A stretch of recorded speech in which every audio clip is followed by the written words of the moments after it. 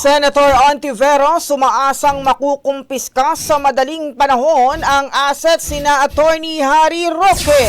Brigada Ann Cortez, ibrigada mo! Brigada Live Report.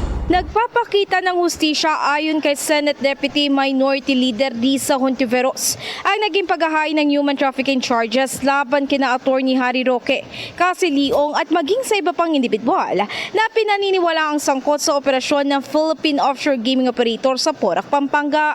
Pero sa kabilangan nito, umaasa ang senadora na mapapanagot din sa ilalim ng batas ang mga taong ito dahil nga rin sa mga nabiktima.